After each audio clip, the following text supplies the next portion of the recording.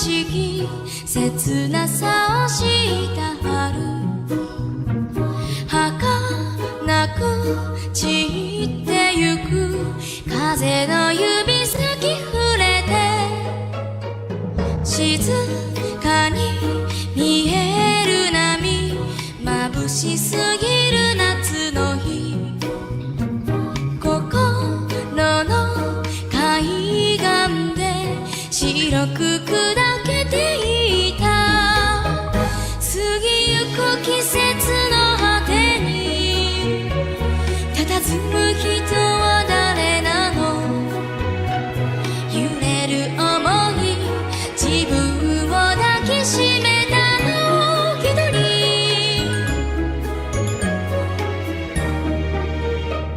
色づく街行けば誰かに会いたい秋優しくなれそうな夕暮れの寂しさよ。Baik, selamat pagi. Assalamualaikum warahmatullahi wabarakatuh. Selamat pagi dan salam sejahtera bagi kita semua. Selamat datang kami ucapkan kepada Bapak Ibu sekalian dalam acara kick-off meeting Early Adopter aplikasi Sazara. Terima kasih atas waktu dan antusiasme Bapak dan Ibu sekalian yang telah hadir tepat waktu di ruang Zoom ini. Kami sangat mengapresiasi kehadiran Bapak dan Ibu sebagai pengguna pertama yang akan menjadi bagian penting dalam perjalanan pengembangan Sazara. Perkenalkan, sebelumnya saya Ananda Kalila yang akan memandu jalannya acara pada pagi hari ini. Dan di agenda kita hari ini akan sangat padat dan juga menarik, di mana kita akan mendengarkan pemaparan dari aplikasi Sazara, terus melakukan praktik secara langsung, bagaimana cara registrasi, hingga bagaimana cara penggunaannya. Nah, untuk mempersingkat waktu, mari kita buka acara ini dengan sambutan dan juga pemaparan aplikasi dari Pak Fafai. Kepada Pak Fafai, dipersilakan. Terima kasih Ananda. Saya ucapkan terima kasih. Ini sebagian besar yang join ke sini adalah kawan-kawan saya sesama alumni BSM PTS ya, alumni dari Bayu Sehat Mandiri atau Petani Teman Sejati. Karena namanya Petani Teman Sejati, jadi kalau ada sesuatu yang kira-kira bagus sebagai teman sejati harus disampaikan atau di-share. Nah, ini buat rekan-rekan yang mengikuti pelatihan dengan Pak Bayu atau sebagai santrinya Pak Bayu, murid Pak Bayu, maupun yang implementasi langsung di pertanian dan peternakannya, biasanya ada salah satu problem, yaitu kita melakukan manajemen pertanian atau kegiatan pertanian, apalagi kalau sifatnya pertanian terpadu. Itu biasanya prosesnya tidak mudah. Nah, waktu selesai mengikuti pelatihan, kami di JJ Jahra itu mencoba implementasi, itu juga prosesnya tidak mudah. Nah, karena tidak mudah itu akhirnya kita coba cari tahu kira-kira apa saja yang bisa dilakukan. Nah, sebelum saya masuk lebih jauh, ini saya kasih lihat contoh dari tampilan yang pertama. Ini kalau bisa dilihat di sebelah kiri itu adalah tampilan, dilihat sekilas waktu kami terbangkan drone, ini drone biasa ya, itu ada kumpulan warna-warna hijau, warna-warna yang agak lebih subur ya dibandingkan dengan tanaman yang lain. Kemudian setelah di zoom itu ternyata seperti ini. Ternyata tampilannya banyak seperti ini. Ini pertumbuhan padinya tidak merata, produktivitas dan kualitas hasil panen juga kemungkinan tidak bisa bagus karena ini adanya gulma yang tumbuh tidak terkontrol. Ya, kemudian kalaupun dikasih pupuk itu akibatnya nutrisinya itu bukannya diserap oleh padi tapi oleh tanaman pengganggu. Nah, ini bentuk detailnya. Ini bisa dilihat di seperti ini. Ini di sini sebelah kiri ini gulma sampai sedemikian besar. Ini kalau dia di zoom lebih dekat, ini bisa kelihatan ini tidak bisa dibedakan antara padi dengan gulma. Dan ini kejadian di tempat kami, di JJ Jahra. Dengan pertimbangan itu, ada potensi besar kemungkinan hal yang sama kejadian. Kalau kita lihat di beberapa tempat, salah satu masalah besar pengelolaan pertanian ada di sumber daya. Sumber daya manusia itu beda antara orang yang memang mencintai pekerjaan dia sebagai petani dengan yang dia itu sifatnya itu ya hanya pekerja lepas gitu. Akibatnya seperti ini saja. Contoh misalkan kalau dari sisi gulma, kalau dilihat gulma sampai sebesar ini berarti kemungkinan besar yang mengelola sawah tersebut itu istilahnya mungkin lebih dari 3 minggu nggak pernah ke sawah. Karena kalau dia pernah ke sawah pasti kelihatan ini. Ini kelihatan dari visual kita di sebelah sawah, di galengan gitu atau di pematang itu pasti kelihatan. Gitu. Jadi ini salah satu masalahnya, gulmanya berkembang dengan pesat, tanaman utamanya kalah bersaing dalam penyerapan nutrisi, udah jelas ini pasti menurunkan produktivitas dan kualitas panen, serta populasi tanaman juga tidak konsisten akibatnya. Nah ini beda sama yang kalau lahan tidak dimonitor kan seperti ini, tidak jelas. Tapi kalau yang dimonitor, dia seperti ini. Kenapa dia ada seperti ini? Karena di pinggirnya ada rumah. Kebetulan ada rumah tempat saya tinggal. Jadi kalau dia sampai nggak bagus, pasti kena cek. Kalau ini agak jauh dari rumah, jadi saya mesti terbangkan drone untuk bisa lihat secara visual dari atas gitu. Kalau lahan dengan monitoring, dia lahannya lebih bersih, kemudian pertumbuhan tanaman juga optimal, kemudian juga potensi panen bisa meningkat. Nah, mengapa masalah ini kejadian kalau dianalisa? Yang pertama, kalau kita bicara, apalagi kita punya lahan tempatnya jauh dari rumah. Jadi kadang kita mesti menyerahkan kepada petugas yang ada atau petani penggarap. Itu komunikasi tidak efektif dengan pekerja lapangan. Kemudian jarak lokasi antara pemilik dan lahan itu juga jauh, udah jelas dia bisa menurunkan produktivitas. Kemudian juga komunikasinya juga tidak jalan. Kemudian tidak ada sistem pencatatan yang terstruktur. Jadi kalau misalkan kita, banyak dari kita yang menjadi petani, ikut pelatihan, tapi aslinya bukan petani. Mungkin kita bekerja di perusahaan, hobinya bertani, dan lain-lain. Akibatnya kalau kita ditanya, ini padi, nandurnya kapan, kemudian pupuknya kapan, pemupukan pertama kapan, pemupukan kedua kapan, itu kita nggak hafal, mesti tanya sama petaninya. Kalau petaninya lupa, kita ikutan lupa. Dan ini untuk semua jenis, mau padi, jagung, sawit, dan lain-lain itu akan sama prosesnya. Kalau tidak ada monitoring rutin, itu tidak akan bisa berjalan sesuai harapan. Nah, itu yang melatar belakangi kenapa dibuatkan aplikasi Sajara. Karena pertama nih, contoh, kalau kita jadi petani, jadwal pemupukannya tidak teratur. Kemudian kalau ditanya, kita panennya berhasil atau tidak? Ya kita nggak tahu ini panennya berhasil atau tidak, sesuai harapan atau tidak. Kadang kita juga nggak hafal, perasaan kita untung, tapi untungnya seberapa detail kita juga nggak tahu. Atau kita, kok modal yang saya keluarkan buat bertani, kok menyita uang gaji gitu, atau menyita penghasilan. Ini tidak ada penghasilan tapi pengeluaran terus. Itu juga bisa jadi salah satu kendala. Kemudian kualitasnya tidak sistematis, kemudian tracking penanamannya juga masih manual. Nah, itu semua jadi penyebab mengapa kami buat, tujuannya salah satunya itu buat mengatasi soal masalah gulma tidak terkendali, perawatan tidak konsisten. Saya ambil contoh untuk perawatan tidak konsisten. Kalau kita tanam cabai, itu seringkali masalahnya adalah pucuknya keriting, kena tungau, atau kena kutu kebul, atau kena kutu daun. Kenapa? Padahal kalau dia disemprot secara rutin dengan pestisida, entah itu nabati, organik maupun yang kimia misalkan, itu harusnya dia tidak terjadi. Tapi karena tidak dilakukan secara rutin, akibatnya kita kelolosan. Dan kalau sudah kejadian, itu penanganannya lebih sulit dibandingkan kalau kita mencegah. Kemudian juga kalau tadi kita catat manual, evaluasi tidak sistematis, akibatnya produktivitasnya tidak sesuai, biaya operasional meningkat, termasuk risikonya juga meningkat. Nah, yang dibangun dengan Sajara ini sistem aplikasi pertanian JJ Jahra artinya, tapi juga dari bahasa Arab itu Sajaro ya. Sajaro itu pohon. Jadi kenapa diambil nama ini? Karena melambangkan pertanian. Jadi dia ada manajemen pertanian terpadunya, kemudian proses-prosesnya dirapikan, sistemnya dibuat supaya lebih tepat guna, supaya hasilnya bisa optimal. Saya masih penjelasan saya ini sifatnya masih general, nanti secara detailnya akan bertahap dijelaskan di slide berikutnya. Nah, kalau konsep Sajara, kalau bagi alumni-alumni BSM atau petani teman sejati, anak didiknya Pak Bayu, harusnya konsep Sajara ini mudah dipahami karena basisnya dari pengetahuan yang sama. Yang pertama, sistem ini dibantu mengatur pertanian dan peternakan dalam satu tempat. Jadi nanti ada modul bukan hanya pertanian, ada juga modul peternakan dan nantinya dikembangkan untuk modul-modul yang lain. Kemudian prosesnya tetap sederhana tapi lebih rapi dan aman. Ini penting sekali.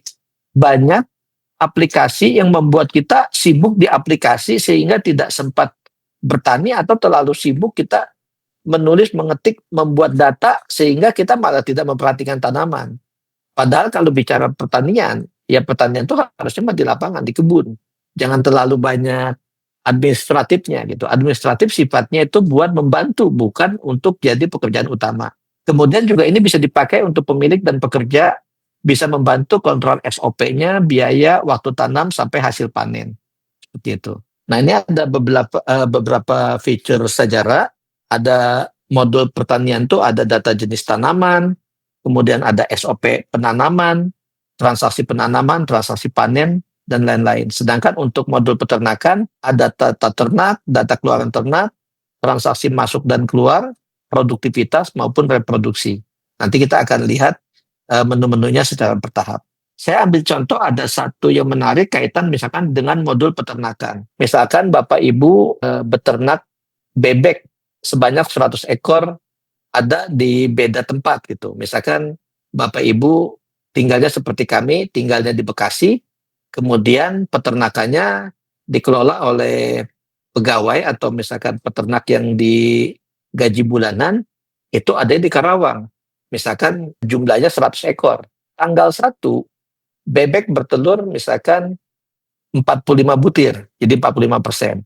Tanggal 2, 55 butir. Tanggal 3, 53 butir. Tanggal 4, 47 butir. Itu frekuensinya seperti itu. Kalau kita tidak pakai sistem, kita mesti catat manual. Jumlahnya berapa, terus kita bisa tahu. 10 hari bebek telurnya ada berapa, sebulan ada berapa. Kemudian nanti dibagi ya. Kalau telurnya dijual, hasilnya berapa dikurangi dengan biaya pakan. Nanti kita dapat profit atau tidak. Itu bisa menutup biaya pegawai atau tidak. Yang jadi masalah, itu kan tidak mudah mencatat seperti itu. Kitanya mesti konsisten. Tuh. Kemudian juga bisa saja yang si petugas lapangan itu lupa, tidak catat. Kalau kita tidak catat rutin, itu bisa kelewat. Tapi kalau pakai sistem Sajara, karena dia diminta ada tugas mencatat tiap hari, jadi begitu misalkan tanggal 7 0, tanggal 8 0. Nah, itu kita bisa terpikir, kemungkinan ada 2 kemungkinan. Ada beberapa kemungkinan ya. Yang pertama, bebek kita nggak bertelur sama sekali. Jadi mabung ya, istilahnya mabung itu rontok bulu. Sehingga bebek tidak ada yang bertelur sama sekali. Meskipun dari 100 ekor mabung itu semuanya itu agak nggak mungkin. Jadi kelihatannya bukan itu. Yang kedua, kemungkinan kedua, bebeknya mati semua. Kalau bebeknya mati semua, itu juga rasanya kan aneh. Kok bebek bisa mati semua gitu, kecuali keracunan atau yang lain. Kemungkinan ketiga dan kemungkinan yang paling besar adalah yang bersangkutan, petugasnya itu lupa informasikan. Nah, kalau pakai sistem, ini sistemnya bisa ngasih tugas. Jadi kalau tugasnya nggak jalan, dia nanti akan ada peringatan. Seperti itu. Itu salah satu contoh misalkan kalau kita pakai modulnya modul peternakan. Saya lanjutkan dulu. Di sini mungkin kalau tadi saya selalu singgung, kalau kita sebagai alumni pelatihan ya, saya tidak tahu apakah semuanya ini alumni pelatihan atau bukan, baik alumni maupun bukan. Salah satu contoh misalkan untuk ternak kita membuat jamu kuteja, kunyit, temulawak, jahe. Jamu kuteja itu kalau kita buat itu untuk sebagai semacam vitaminnya ternak ya, ayam, kambing, bebek, angsa maupun sapi. Nah, kuteja ini dibuat, itu variannya bisa macam-macam. Kalau varian standar itu kuteja, kunyit, temulawak, jahe. Kalau ditanya buat orang yang sudah biasa, ya dia dengan mudah bikin. Tapi kalau buat yang belum pernah tahu, ini mesti cari tahu informasinya seperti apa. Nah, ini kita bisa buatkan semacam SOP. SOP itu Standard Operation Procedure. Kita tuliskan, seperti contoh di sini, kuteja, OP-nya jamu kuteja 3 bahan varian 4,5 liter, atau 3 botol 1,5 liter. Nama pupuknya kuteja, kapasitas medianya 1,5 liter, spesifikasi produksi, fermentasinya 14 hari, perkiraan kapasitas produksi 1,5 liter, total bahannya ada 5 item, total angkanya ada 10 tahap. Bahan-bahannya apa saja? Bahan-bahannya ada kunyit, temulawak, dan jahe masing-masing 200 gram, gula merah 90 gram atau 6 sendok makan, dan air kelapa 3 liter. Kemudian untuk membuatnya bagaimana? Yang pertama, cuci bersih semua bahan, kemudian blender atau haluskan kunyit bersama gula merah 30 gram atau 2 sendok dan air kelapa 1 liter, masukkan ke dalam botol 1,5 liter, beri label atau tanda dan tanggal fermentasi kunyit. Lakukan hal yang sama untuk temulawak dan jahe. Baru setelah itu setiap hari buka tutup botol 2 kali untuk mengeluarkan gas. Setelah 14 hari, ketiga hasil fermentasi bisa dicampur menjadi satu untuk digunakan dengan tata cara penggunaan 1 ml lautan kuteja dicampur dengan 1 liter air. Nah, ini artinya kalau kita mengikuti pelatihan dan kita tahu ilmunya, ilmu ini bisa dijadikan SOP supaya pegawai kita atau misalkan ada orang baru yang direkrut, dia bisa ngikuti panduan ini. Jadi itu tujuannya SOP itu seperti itu. Nanti kalau sudah dibuat SOP, itu nanti akan keluar daftar tugas di sebelah kanan. Jadi kalau kita sudah setting nih, misalkan membuat kuteja hari Sabtu tanggal 20 misalkan, itu otomatis nanti di tanggal 20 itu ada daftar tugas buat si pengguna, si dalam hal ini Indra.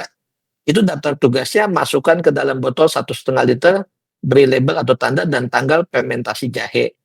Kemudian blender dan haluskan itu. Jadi Indra itu tugasnya nanti sudah dikasih tugas sama kita, Indra tinggal menjalankan. Itu seperti contoh kalau misalkan untuk aplikasi SOP, kemudian juga transaksi dan penugasan. Dan penugasannya ini nanti bisa dikasih sambungan notif ke Telegram atau WA misalkan. Nanti pengembangannya ke arah Telegram dan WA. Jadi yang bersangkutan bisa hafal dan kita bisa tahu ini sudah dilaksanakan atau belum. Seperti itu. Kemudian benefit buat pengguna. Nah, di sini contoh misalkan pemilik lahan ini Pak Haji. Pak Haji ini tidak terlalu IT minded ya. Banyak dari kita yang bukan orang IT. Gimana saya bisa pakai enggak? Itu enggak ada masalah. Jadi pemilik lahan itu bisa menugaskan tenaga administrasi buat mencatatkan hal seperti ini untuk nantinya dijadikan sebagai bahan pelaporan. Jadi catatannya aman, rapi, mudah dicari, kemudian bisa dipantau dari mana saja. Nah, ini juga bisa dilihat pekerjaan jadi lebih teratur. Di sebelah kiri ini ada list penanaman berdasarkan nomor batch. Misalkan ada tanam bawang merah, tipenya Bima Brebes, tanggal 11 November 2025, dengan perkiraan panen itu tanggal 10 Januari 2026. Penanggung jawabnya Aib Kurnaepi, perkiraan panen sekitar setengah ton ya, karena ini 460 kilo. Kemudian ada jagung manis, itu perkiraan panen Senin 16 Februari 2026. Kemudian ada bawang merah lagi, ini tapi di tempat berbeda gitu. Itu jumlahnya beda. Jadi pekerjaannya jadi lebih teratur, pengeluaran lebih terkontrol, laporannya bisa otomatis. Ini ada informasi penanaman detailnya. Ada luasannya, ada jumlah bibitnya, ada lokasinya, ada lain-lain. Kemudian ada bahan-bahan yang digunakan. Misalkan menggunakan pupuk kandang, ini biayanya 0. Tapi ada pembenas tanah, itu butuh biaya. Kemudian ada langkah-langkah dan tahapan pekerjaannya. Ini tanggal 6 bulan November 2025 itu ada pemupukan pradasar, itu HST-5. Jadi SOP-SOP yang ada tuh bisa dituangkan ke sini. Jadi kita bisa planning untuk penanaman itu nantinya seperti apa. Nanti kita akan lihat pada saat kita contoh penggunaan aslinya itu seperti apa. Nah, ini contoh penerapan di JJ Jahra. Waktu itu kami sudah uji cobakan tanggal tanam padi, kebetulan kami uji cobakan itu di padi, tanggal tanam itu 12 Agustus 2025. Dengan perkiraan panen itu dengan tanggal panen itu tanggal 13 November 2025. Padi itu normalnya panen 110 hari, tapi untuk di JJ Jahra kami pakai sistem organik full BSM, itu ternyata hanya butuh 93 hari sudah bisa dipanen. Dari luas area 2.500-an meter atau 1/4 hektar, itu hasil panennya itu 1.500 kilogram dengan persentase performa misalnya 112%. Di sini nanti ada detail-detailnya. Nah, ini nanti yang akan dijadikan penjelasan pada saat fase berikutnya, pada saat kita lihat nanti. Jadi kalau dari sisi keunggulan, Sajara itu bisa membantu dari sisi SOP yang konsisten, kemudian pembagian tugasnya juga jelas, laporan hasil panen juga otomatis, kemudian ada analisis hasil dan biaya, serta lacak transaksi dan hasil. Jadi di bagian sini ini bisa dilihat. Contoh misalkan ini rincian biaya, ada biaya tanam dan perawatan, itu ada mencakup ada pupuk-pupuk, kemudian ada bibit padi, ada biaya traktor, ada biaya tandur, ada biaya watun ya, atau pembersihan gulma, totalnya seperti ini. Anggaplah 1.840.000 seperti di sini. Kemudian ada biaya panen. Biaya panennya ada upah panen, ada biaya angkut kalau sawah kita ada di agak jauh, ada juga misalkan biaya sewa mesin sintok ya, mesin perontok, itu dimasukkan ke sini. Nanti dari situ bisa dikalkulasikan. Dengan harga acuan pemerintah 6.500 per kilogram, dengan target panen 1.500 dan mendapat panen 1.694 kilo, berarti kita secara biaya totalnya 2.200.000 dan total pendapatan 11 juta, kita bisa mendapatkan laba bersih 8 juta sekian, 8.700.000. Jadi produktivitas kita itu di atas skala nasional atau rata-rata nasional. Karena rata-rata nasional itu untuk padi 6 ton per hektar. Oke, mungkin untuk pendahuluan dari saya seperti itu. Nanti saya serahkan dulu ke MC.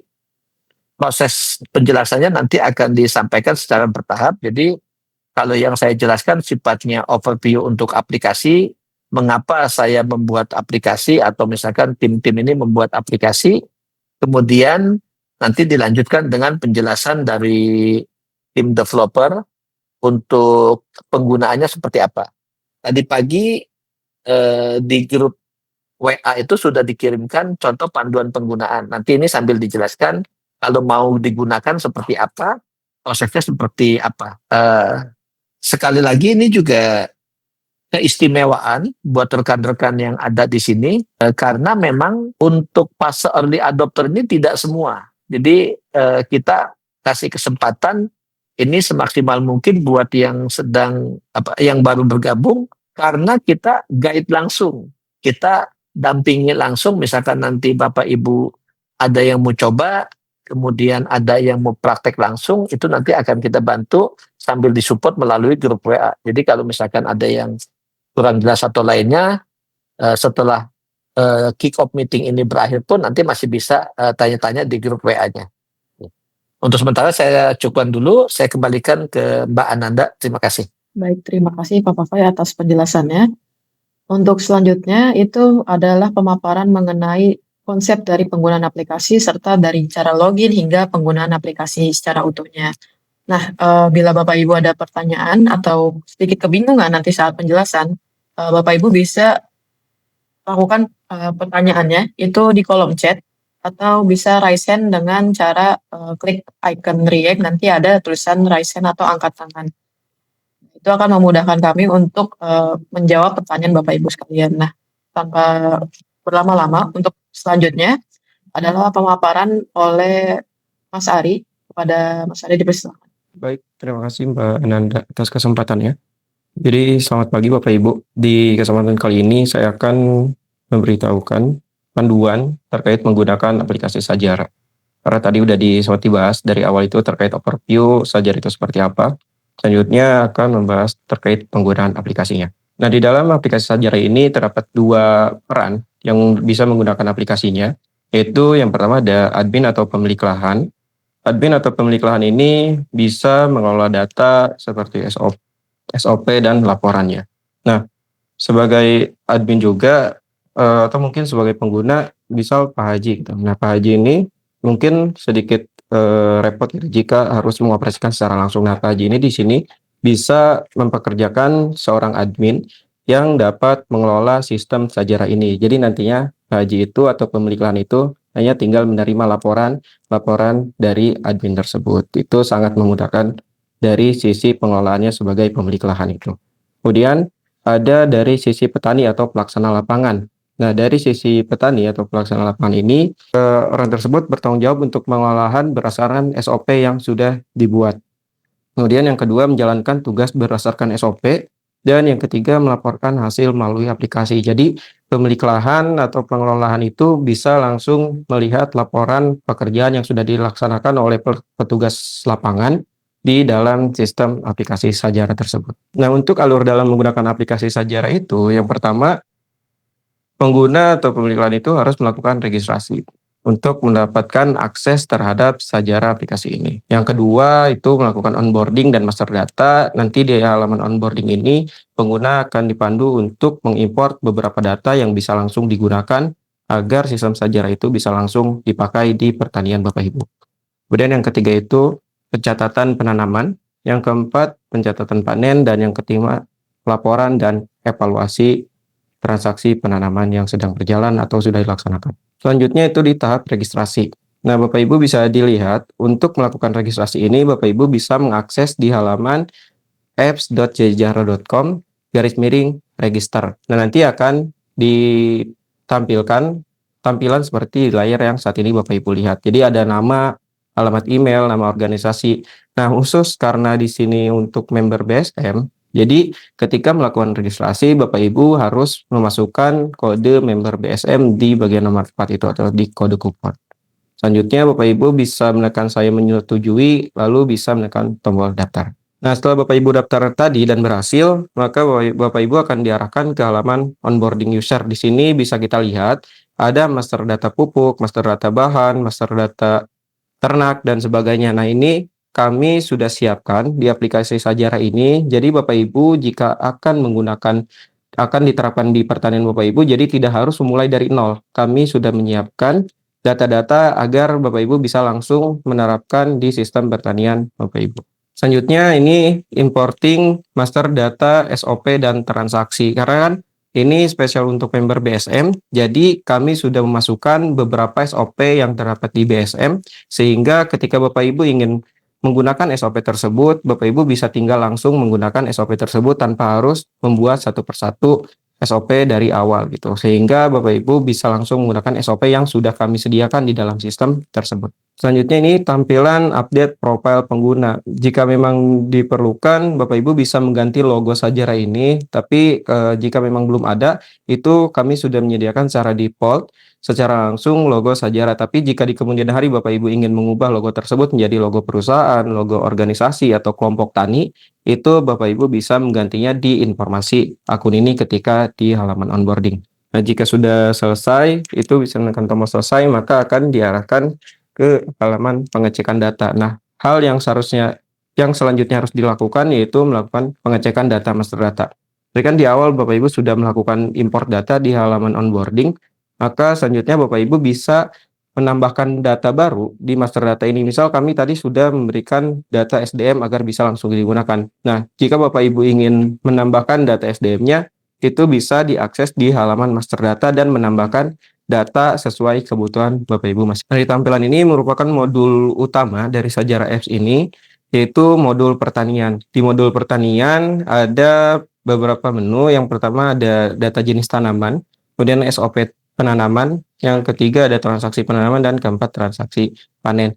Yang dilihat di sini adalah modul atau menu SOP penanaman. Jadi di sini ada banyak SOP yang sudah kami import, sebagian berdasarkan SOP dari BSM tersebut. Jadi Bapak Ibu bisa langsung menggunakan SOP yang sudah kami sediakan ini. Atau jika ingin menambahkan SOP sendiri, Bapak Ibu bisa langsung menambahkan tambah SOP penanaman. Nah, selanjutnya yaitu transaksi penanaman. Jadi untuk membuat transaksi penanaman, Bapak Ibu bisa mengakses menu transaksi penanaman ini. Dan ketika ingin menambahkan transaksi penanaman, itu Bapak Ibu bisa mengisi jenis tanaman, SOP penanaman yang akan digunakan, kemudian varietas, lokasi, dan sebagainya. Di sini di langkah kedua itu ada keterangan kebutuhan penanaman yang seperti jenis pupuk, kemudian bibit yang akan digunakan, termasuk harga-harganya itu Bapak Ibu bisa dimasukkan juga. Nah, ini memudahkan ketika nanti ke depannya memang dibutuhkan penanaman yang sama gitu. Jadi bisa menggunakan acuan harga yang sama, jadi tidak harus memulai dari nol untuk melakukan input harganya tersebut. Nah, setelah tadi kita memiliki transaksi penanaman, jika sudah memasuki masa panen, Bapak Ibu juga bisa menggunakan transaksi panen ini untuk mencatat hasil panen yang sudah dilaksanakan. Jadi di sini tampilan ini merupakan tampilan from transaksi panen. Jadi Bapak Ibu bisa memasukkan jumlah hasil panennya, kemudian harga acuan pemerintah yang saat itu sedang digunakan, hingga kondisi hasil panennya itu seperti apa. Dan itu Bapak Ibu juga bisa memasukkan biaya panen yang dikeluarkan selama proses panen tersebut. Jika di gambar ini kan ada upah panen gitu. Nah, itu bisa disesuaikan berdasarkan pengeluaran ketika Bapak Ibu melakukan panen. Nah, tadi kan kita udah memiliki laporan panen. Di gambar ini, di tahap kali ini, itu halaman laporan siklus tanam panen. Jadi, Bapak Ibu bisa melihat hasil rekapitulasi selama masa panen tersebut. Jadi di sini bisa dimasukkan filternya itu jenis tanaman, kemudian tahun panen, bulan panen, hingga jenis batch atau panen yang sudah dimasukkan tadi. Jadi di sini Bapak Ibu akan mendapatkan ringkasan terkait produktivitas selama masa panen tersebut. Nah, ini halaman detail dari rekapitulasi halaman tadi. Jadi Bapak Ibu bisa dilihat di sini di halaman ini, di bagian A ini ada informasi penanamannya seperti tanggal tanam, kemudian tanggal panen, jumlah bibit, dan sebagainya. Di bagian B ini, Bapak Ibu bisa lihat, di sini sudah tertulis dengan jelas bahwa pengeluaran selama masa tanam itu ada di angka 1.800.000 sekian. Kemudian di bagian C ini pengeluaran ketika proses panen. Nah, ini bisa disesuaikan juga, nanti mungkin setiap petani itu akan memiliki pengeluaran yang berbeda setiap biaya panen itu. Nah, di bagian D ini ada hasil panen dan kalkulasi finansial. Bisa dilihat di sini sudah secara otomatis dikalkulasikan oleh sistem terkait pencapaian target produktivitasnya berdasarkan pendapatan panen nasional. Kemudian di sini juga ada harga acuan pemerintah. Di bagian ini ada rincian biaya total. Jadi Bapak Ibu bisa melihat pengeluaran dan pemasukan selama masa tanam tersebut. Di sini total biayanya itu 2.200.000, kemudian total pendapatan itu 11.011.000. Kemudian dengan labanya juga tertulis. Jadi ini sangat memudahkan ketika memang Bapak Ibu memiliki lahan yang produktif gitu, untuk mengetahui apakah lahan yang ditanami itu produktif atau harus dianalisis terkait produktivitasnya. Dan sini di bagian F ini analisis performa dan produktivitas. Jadi Bapak Ibu bisa mendapatkan ringkasan terkait hasil panennya dengan detail-detail seperti status dan hasil per hektarnya. Mungkin untuk terkait penggunaan dicukupkan. Untuk penggunaan detailnya itu sudah kami kirimkan di grup early adopter terkait buku panduan penggunaannya. Di situ sudah tertera dengan jelas. Tapi jika ada yang memang ingin lebih ditanyakan terkait cara penggunaannya, itu bisa disampaikan. Oke, terima kasih. Saya kembalikan lagi ke Mbak Nana. Baik, terima kasih Mas Ari atas pemaparannya. Mungkin sebelum kita masuk ke simulasi penggunaannya, mungkin kita bisa, Bapak Ibu yang ingin bertanya bisa melampirkan atau mengirimkan pertanyaannya ke kolom chat atau bisa angkat tangan di fitur Zoom. Mungkin kita akan mengambil sekitar 3 pertanyaan saja sebelum kita lanjut ke simulasi, dan nantinya ketika Bapak Ibu yang belum bisa bertanya nanti di sesi selanjutnya bisa bertanya. Mungkin ada yang ingin ditanyakan? Ananda, mungkin kalau ada yang mau bertanya bisa raise hand atau gimana? Ya, jika ada yang ditanyakan bisa raise hand dengan cara klik icon yang ada di ini yang berbentuk hati di reaksi, dan nanti ada fitur angkat tangan. Atau jika Bapak Ibu ingin terlalu ribet bisa di kolom chat saja. Oh ya, pada Pak Purwadi ya, dipersilakan. Oke, baik. Terima kasih. Mungkin terkait dengan aplikasi yang awal ya. Perkenalkan, saya Purwadi dari Tanjung Pinang, Kepulauan Riau. Ya, agak jauh nih. Terkait dengan apakah yang SOP yang sudah dibuat. Dan sebelumnya, terima kasih Pak Fai sudah memperkenalkan di grup ini. Sampai jumpa di dunia maya saat ini. Terkait dengan aplikasi ini mungkin sangat membantu, tadi sudah disampaikan terkait. Apakah ini sama dengan tekstur tanah di Pulau Jawa dengan di luar Jawa dengan SOP yang sudah diterapkan? Itu yang pertama. Untuk yang kedua, ini kan tadi di awal kan ada operator sama pengguna. Apakah seandainya nanti akan ada pekerja, kan tidak semuanya pekerja itu memiliki HP Android atau bahkan iPhone lah. Apakah bisa di-download secara manual, misalkan, oh hari ini Bapak Selamat atau si A mengerjakan ini gitu. Dari menu itu apakah bisa di-forward menjadi PDF atau apa, sehingga kami bisa bagikan, karena nggak semua tenaga kita ini memiliki handphone. Jadi apakah ada menu untuk merubah dari sistem digital itu di-forward ke dalam bentuk PDF, mungkin seperti itu. Oke, terima kasih. Terima kasih Pak Purwadi atas pertanyaannya. Mungkin bisa dijawab oleh Pak Fafai. Silakan. Oke, terima kasih. Pak Purwadi ini satu angkatan dengan saya di A17 Telemoyo ya Pak? Siap, betul. Ya. Tadi pertanyaan pertama mengenai, boleh diulang Ananda? Terkait dengan SOP tanah Oh, oke, ya. Pak, ya. Konturnya ya Pak? Ya. Iya. Jadi kalau misalkan SOP, apakah dari SOP yang ada kan belum tentu sama nih kondisi tanah di berbagai daerah. Bisa saja malah di kami di Karawang ini dataran rendah, sedangkan di tempat lain dataran tinggi atau yang lainnya. Kemudian kontur tanah dan lain-lain. Jadi SOP secara prinsip ini merupakan bentuk standar awal Pak. Standar awal. Sama seperti contoh misalkan SOP tanam padi dari BSM itu hanya 2 kali pemupukan, itu 2 kali pemupukan dan mungkin 1 kali traktor atau 1 kali bajak. Itu dengan asumsi yang ada di sana karena mungkin tanahnya sudah bagus. Tapi kalau di tempat lain gimana? Itu kita bisa custom, Pak. Makanya nanti SOP-nya itu bisa diduplikat, kita bisa kasih nama. Di kita itu ada versi 1.1, 1.2, 1.3, 1.4 gitu. Jadi kita bisa custom, kita bisa tambahkan. Bisa tambahkan tahapannya, bisa kurangi tahapannya, itu bisa. Kayak contoh waktu itu, saya lupa ya, ada di grup itu, kenapa Pak traktornya kok ada 3 kali? Karena di kami pakai 3 kali Pak. Kami mesti pakai singkal, kemudian digelebek, kemudian digaru. Tapi di tempat lain kami nggak butuh Pak. Itu malah biaya besar, dan kami cukup 1 kali. Ya berarti bisa dihilangkan yang 2 kalinya itu. Jadi artinya dari sisi standarnya, kemudian yang lain-lain itu juga bisa disesuaikan. Tapi kami biasanya kayak tadi misalkan standar panen nasional 1 hektar 6 ton itu biasanya ngacu ke standar nasional. Tapi kita bisa custom Pak. Itu di sistemnya itu bisa diedit. Jadi kita bisa sesuaikan. Itu pertanyaan pertama. Kemudian pertanyaan kedua ya. Pertanyaan kedua ini menarik memang. Tadi dikasih contoh ada pemilik lahan, misalkan Pak Haji. Kalau Pak Hajinya gaptek misalkan, itu bisa mempekerjakan tenaga admin, kemudian ada juga pelaksana.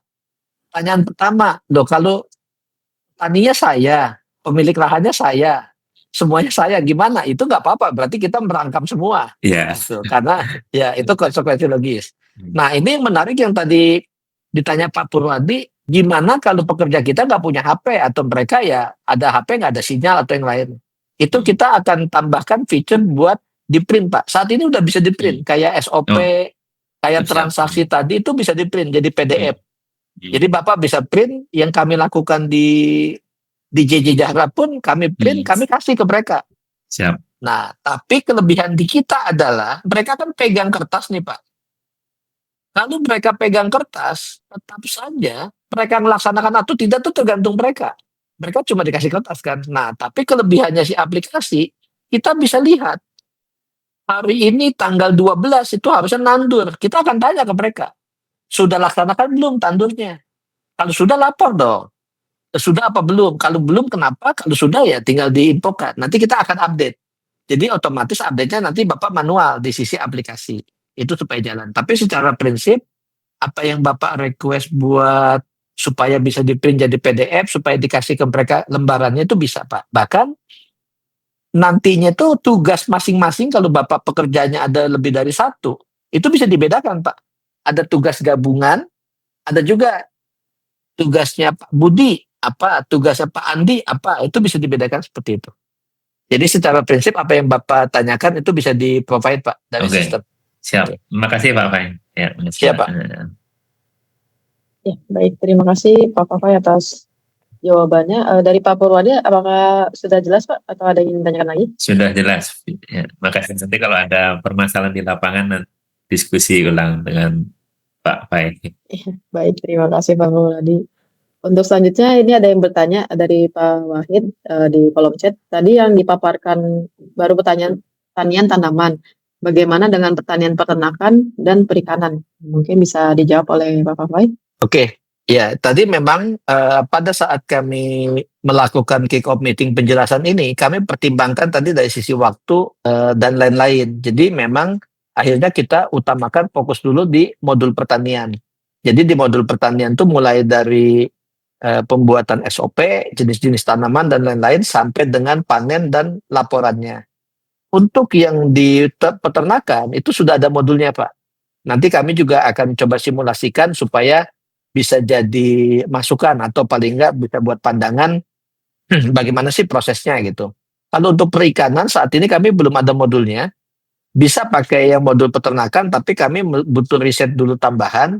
Mengapa? Karena kalau ikan ini untuk kayak komposisi pakan, untuk mekanisme penerapan dan lain-lainnya itu kami masih butuh proses, butuh waktu. Jadi memang untuk modul perikanan secara definitif belum ada. Demikian Pak Wahid. Baik Pak Fafai atas jawabannya. Dari Pak Wahid apakah ada tambahan lagi atau bingungan? Mungkin nanti kalau misalnya ada pertanyaan tambahan atau ada sedikit kebingungan bisa dijelaskan lagi di sesi selanjutnya karena untuk sekarang bisa ke sesi simulasi penggunaannya. Nah, nanti di sini Bapak dan Ibu bisa sekalian mencoba atau mungkin bisa menonton saja dari cara pendaftaran registrasinya, akses ke menu-menunya, dan nanti ada pemaparan mengenai cara simulasi transaksinya. Nah, untuk itu pada Mas Ari dipersilahkan. Nanti saya akan jelaskan. Mas Ari bisa tampilkan dulu tampilan browsernya. Oke, jadi langkah pertama ini panduannya. Yang pertama untuk presentasi awal tadi yang awal saya jelaskan, kemudian juga panduan singkat yang tadi dipaparkan oleh Mas Ari. Berikut dengan hal yang lain yang sifatnya penting diketahui, itu akan kita share di grup WA ya. Jadi nanti tidak usah khawatir. Termasuk recording ini, penjelasan untuk yang Zoom meeting ini pun akan kami share ke grup WA supaya Bapak Ibu bisa paham betul latar belakang aplikasi ini kenapa dibuat, kemudian tata cara registrasi, pemakaian, penggunaan, dan lain-lain.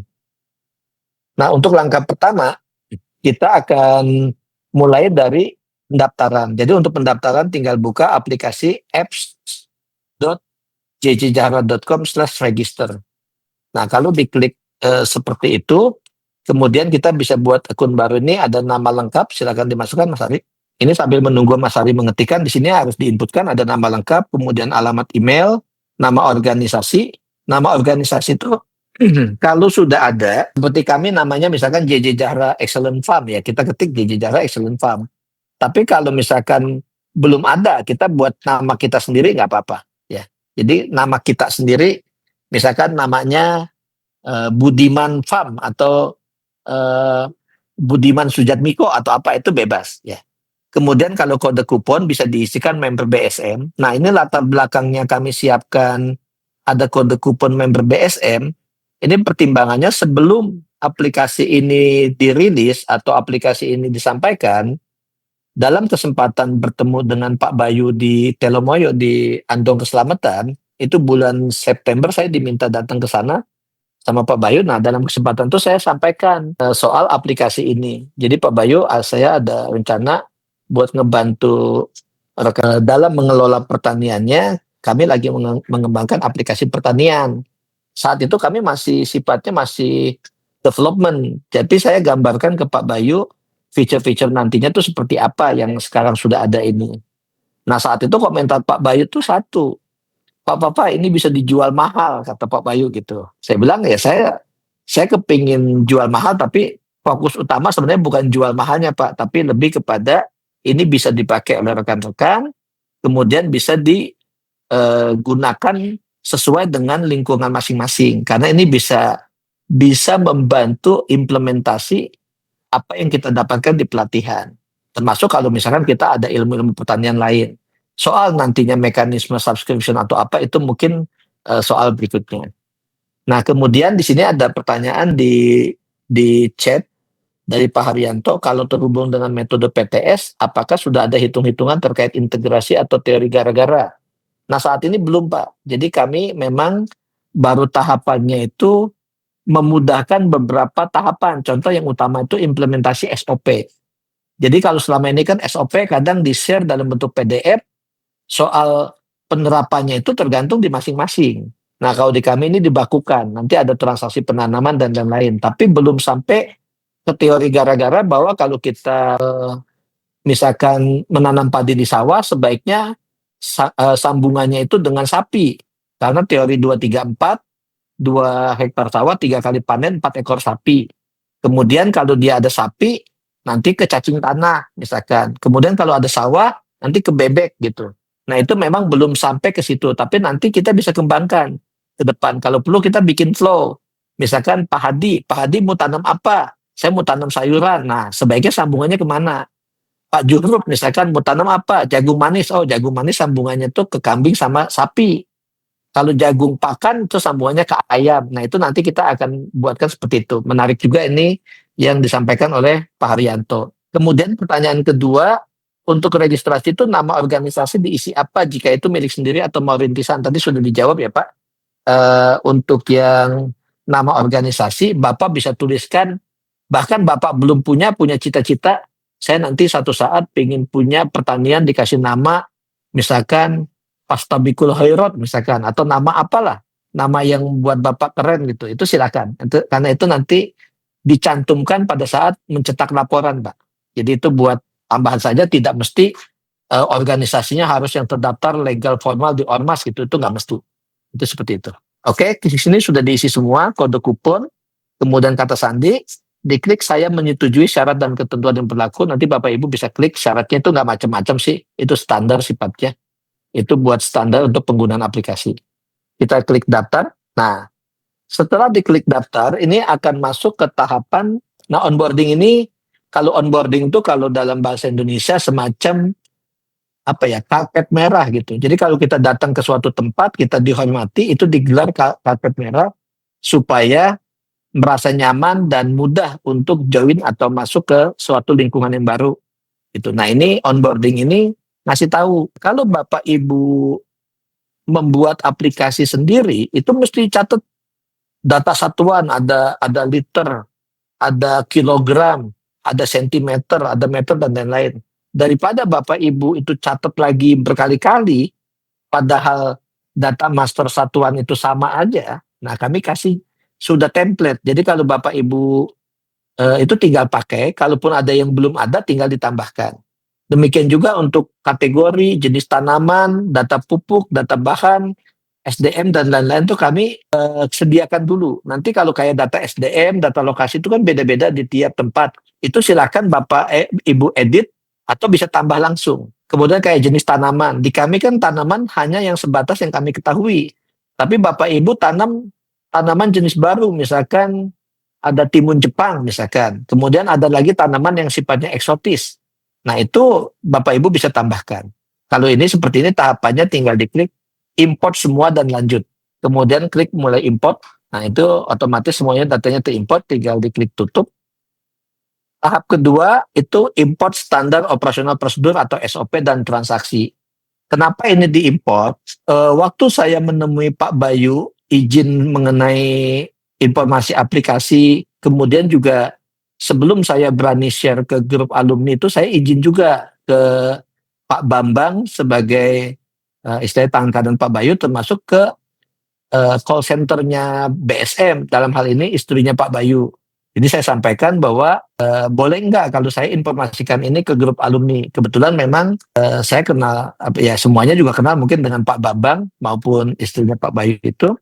Jadi itu tujuannya supaya tidak ada kesan misalkan jadi sebuah komersil ke grup alumni, karena tujuan utama memang ngebantu sebagai sesama petani teman sejati. Jadi dari situ waktu menemui Pak Bayu sampaikan, Pak Fafai sebaiknya SOP untuk BSM itu dimasukkan supaya yang menggunakan itu lebih mudah. Jadi mereka bisa menggunakan data-data SOP BSM. Nanti kalau yang tidak ada, mereka bisa tambahkan sendiri gitu. Jadi bisa tambahkan. Makanya ini untuk SOP itu bisa diimpor, itu pun belum semua mungkin. Jadi kalau ada terutama yang ikut pelatihan terbaru, mungkin sudah ada SOP yang terbaru, mungkin belum ada di sini, nanti bisa ditambahkan sendiri. Jadi ini sini ada import SOP pembuatan pupuk, SOP penanaman, SOP kemudian ada data dummy transaksi penanaman. Ini buat contoh saja, nanti buat simulasikan, dan import data dummy transaksi panen. Ini supaya kita bisa ke-generate dari awal sampai akhir. Kita klik import semua dan lanjut. Nah terakhir ini tinggal melengkapi informasi akun. Jadi ada logo organisasi, silakan disesuaikan. Kalau Bapak Ibu belum ada, boleh foto foto wajahnya itu juga silakan buat ditampilkan. Kalau cukup pede untuk ditampilkan gitu. Kemudian untuk nama lengkap, nama organisasi dan lain-lain sudah diisi. Nanti kalau misalkan ada yang mau diubah atau disesuaikan bisa dilakukan di sini. Setelah itu klik selesai. Nah, berarti tahapan onboarding sudah seperti itu, kita sudah bisa pakai untuk aplikasinya. Nah, sebelum saya lanjutkan, ini ada pertanyaan dari Pak Juhud. Untuk keamanan datanya bagaimana Bapak? Jadi keamanan data, terutama ya kalau keamanan data private ini masing-masing sifat aplikasi ini multi tenant atau multi tenant itu pengguna masing-masing datanya terpisah. Jadi misalkan Pak Juhud ada data tanam anggaplah tanam jagung, kami tanam padi, kemudian Kang Oyon tanamnya misalkan ubi ya, itu lain-lain dan tidak saling tercampur. Itu dari sisi data ya, dari sisi data untuk masing-masing. Tapi kalau yang dimaksud dengan apakah keamanan datanya ini cukup capable, memang data ini kan sensitif. Kalau sifatnya data integrity, data yang lain-lain kemungkinan di hacking atau yang lainnya gitu. Di kami nanti pengguna itu nanti pakai mekanisme two factor authentication atau multi factor authentication. Kebetulan JJ Jahra ini sisi kami di sisi pertanian, tapi sisi lainnya kami itu istilahnya kalau kami ada dua kaki satu ada di sisi pertanian, kaki yang satu lagi itu ada di sisi IT, Pak. Jadi Aktiva Kreasi Investama ini perusahaan IT yang saya minta untuk membuatkan aplikasi ini berdasarkan data-data dari JJ Jahra. Itu Aktiva Kreasi Investama ini menangani memang beberapa klien, termasuk lembaga-lembaga penegak hukum. Jadi kalau saya pribadi memang sisi saya sendiri ya sama seperti yang Aktiva tadi, ada di dua kaki, ada di pertanian dan ada di IT. Jadi kalau untuk keamanan data, insya Allah kami upayakan semaksimal mungkin. Meskipun namanya ancaman cyber, itu kan tetap ada ancaman. Makanya kami nggak bisa bilang, oh apakah pasti aman 100% sampai masa depan. Ya, nggak bisa dijawab langsung. Tapi kita akan upayakan semua rekomendasi keamanan data akan kami upayakan semaksimal mungkin. Karena tim developer Aktiva pun bukan baru sekali ini membuat aplikasi. Bapak bisa lihat di aktiva.co.id, itu klien-kliennya kami itu termasuk ada istilahnya kementerian maupun lembaga-lembaga perbankan, sehingga istilahnya sudah cukup ada pengalaman dikaitan dengan keamanan data maupun pengelolaan data. Saya lanjutkan dengan penggunaan. Di sini ada di Branda ini ada modul pertanian, boleh diklik Pak Ari. Modul pertanian di sini ada data jenis tanaman, ada SOP penanaman, transaksi penanaman, transaksi panen dan lain-lain. Kemudian ada modul peternakan. Di modul peternakan itu ada data keluaran ternak. Mungkin boleh diklik data ternaknya. Nah, data ternak ini ada angsa, ada ayam broiler, ayam kampung, bebek, cacing sutra, cacing tanah, domba dan lain-lain. Nah, ini yang bisa ditambah, disesuaikan atau dinonaktifkan di sini. Jadi misalkan saya hanya pelihara bebek saja, yang lain tidak usah, ya tidak usah nggak apa-apa. Ini Bapak boleh hapus, boleh juga dinonaktifkan. Kalau saran saya itu nanti jangan dihapus, karena kan daftar namanya ada nggak apa-apa. Siapa tahu kita baru pelihara ayam kampung sekarang, nanti jadi konglomerat atau jadi miliarder, kita bisa beli domba, bisa beli angsa, beli sapi. Nanti daripada dihapus input lagi, mendingan dibiarkan, nanti kita mudah-mudahan rezekinya ada gitu. Kemudian ada data keluaran ternak, coba diklik data keluaran ternak. Data keluaran ternak ini hasil ternak. Jadi kalau misalkan ada angsa, itu kan hasilnya misalkan ada dagingnya, ada telurnya. Kemudian kalau cacing tanah, ada cacingnya, ada cacingnya. Nah itu seperti itu. Itu kaitan nanti dengan produktivitas. Kemudian ada ternak masuk.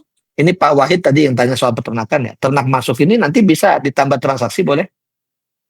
Nah di sini ada jenis ternaknya apa? Contoh misalkan ayam kampung. Kemudian tanggal masuknya tanggal 13 Januari, nomor batch-nya itu auto generate, bisa di-generate nomor batch. Nah, nomor batch ini buat apa? Ini di sebagian besar aplikasi, ini kami pakai sistem nomor batch supaya apa? Supaya kita tahu ini ayam, ini datang yang ayam keberapa? Karena bisa saja kita mendatangkan ayam beberapa kali. Ayam pertama ada 10 ekor, ayam kedua ada 25 ekor, ayam ketiga ada 35 ekor. Nah, itu kita bisa labelkan atau bisa dibuat batch.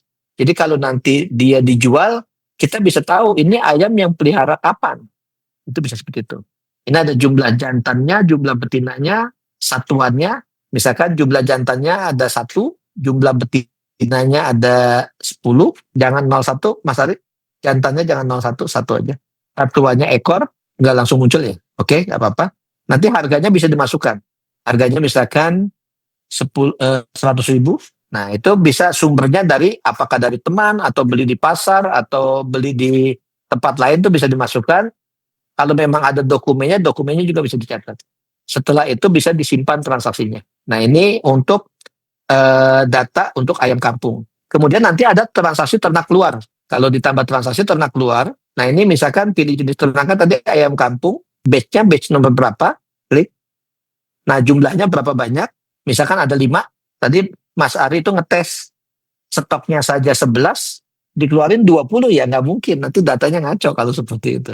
Ya, itu 5 misalkan. Nah, itu dia ada kategori transaksinya. Ini harga jualnya misalkan anggaplah 15.000, 150.000, 150.000 ya. Kemudian kategori transaksinya itu bisa apakah untuk penjualan, untuk dijual, ataukah karena mati, atau karena dikonsumsi. Seperti itu. Misalkan ini karena dijual, kalau mati ya dia nggak ada harganya sebenarnya. Oke. Kemudian penjualan, setelah itu simpan transaksi. Nah, itu seperti itu. Jadi kalau dia keluar masuk, itu seperti itu. Jadi kita bisa tahu kambing kita itu nambah berapa, keluar berapa, karena apa penyebabnya. Kemudian kalau produktivitas, ini yang diinput tiap hari nih. Misalkan tadi tambah produksi, jenis ternaknya tadi ayam kampung, nomor batch-nya nomor AYK 001, keluaran ternaknya itu telur. Nah, itu jumlahnya ada berapa. Ini yang tiap hari diinput oleh petugas pelaksana. Jadi kita bisa tahu kalau kita ternak bebek, ternak ayam, itu berapa banyak sih telurnya tiap hari. Jadi tugas dia cuma input satu ini. Nanti kalau buat pengguna, aplikasinya bisa lebih simpel. Tidak perlu login seperti ini, dia bisa diakses melalui HP. Tapi kalau enggak ya nanti dia bisa lapor secara manual, adminnya bisa input. Ini misalkan 10 butir, kualitasnya itu opsional, dipilih grade A, sudah disimpan. Itu seperti itu. Kalau reproduksi, coba diklik. Ini reproduksi sebenarnya digunakan untuk mencatat kalau kita udah ternak kambing terus punya anakannya beranak lagi. Itu reproduksi. Jadi dia ada kelahiran atau ditetaskan. Itu buat mencatat seperti itu. Jadi dia misalkan nih kita telur ayamnya diproduksi, setelah itu ditetaskan. Ini kita bisa pilih seperti ini. Ya, oke, ditutup dulu, Mas Ari. Itu selanjut. Kita lihat lagi ada di modul produksi.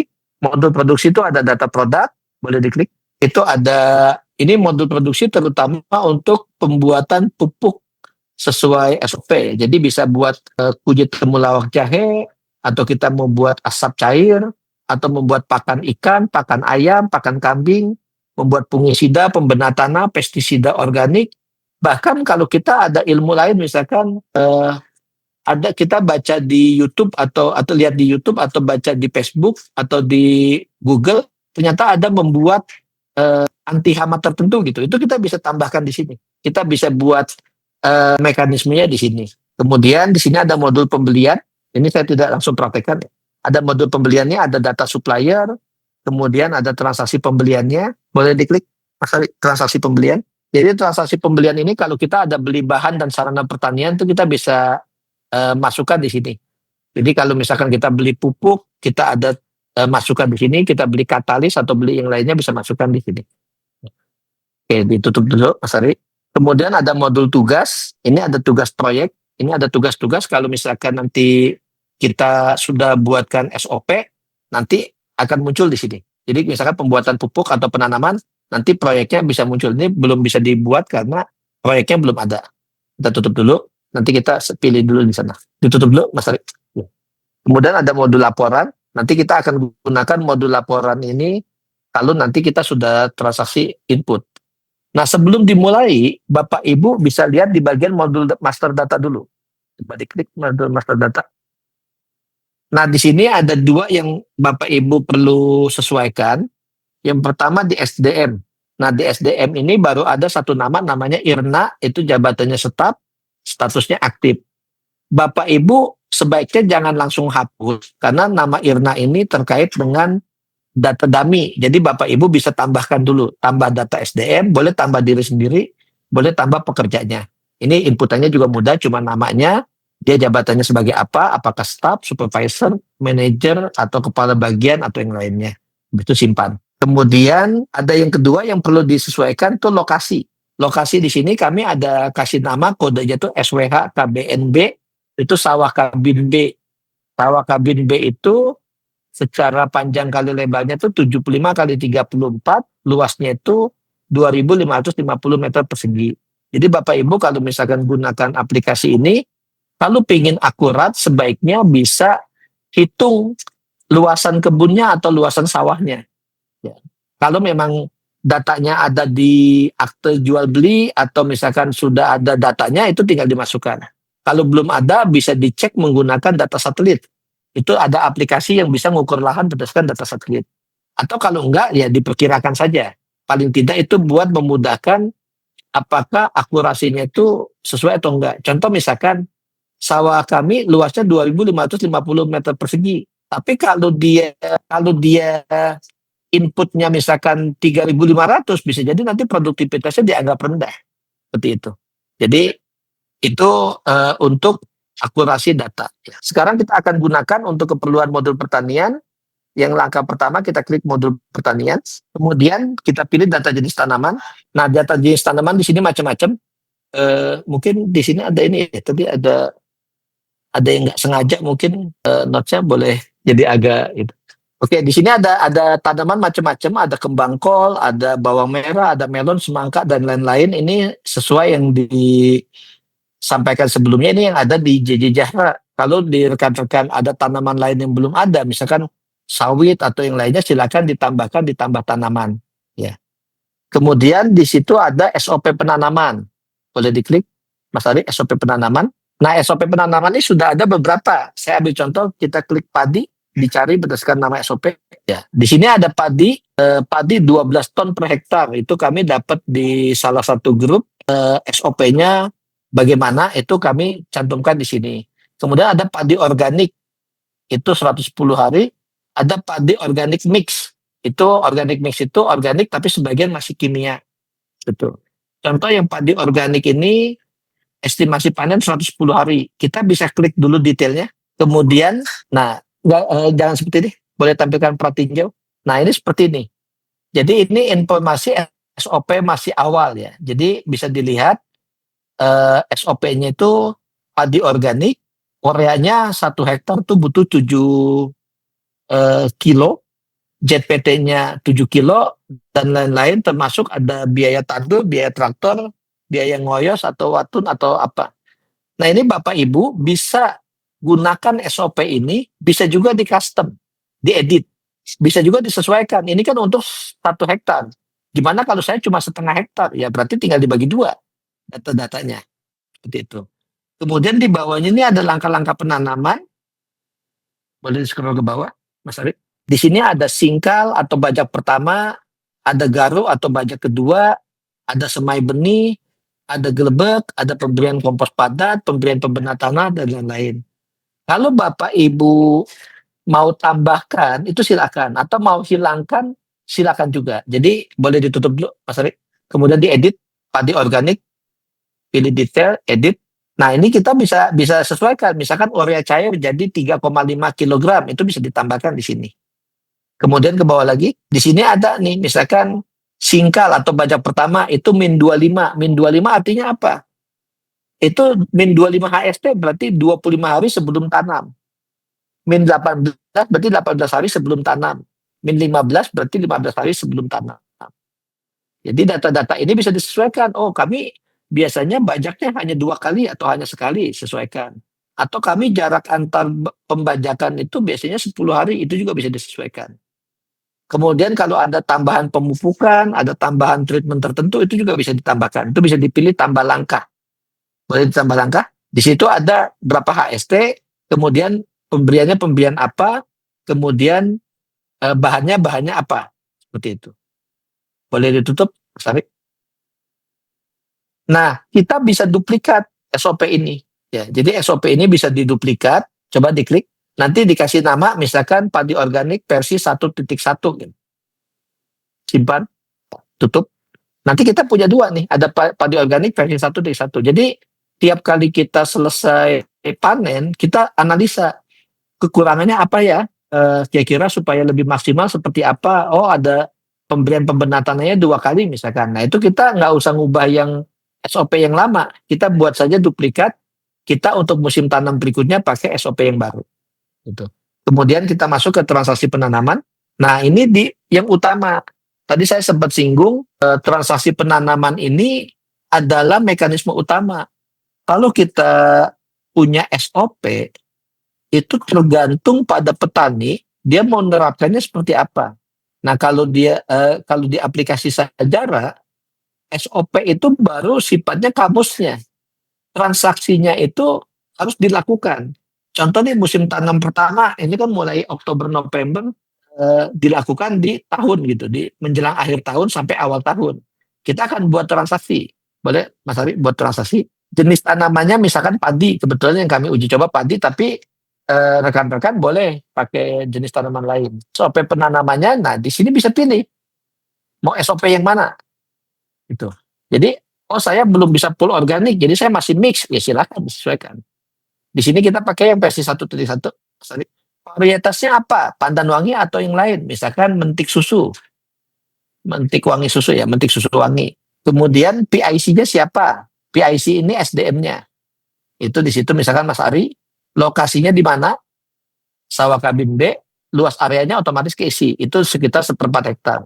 Jumlah bibit misalkan 5 kg, satuannya kilogram, estimasi panennya itu nanti otomatis dihitung dari itu. Nah, itu kalau Bapak Ibu luas areanya 2.550 meter, dia akan hitung secara kalkulasi nasional, itu estimasi panennya sekitar 1,5 ton.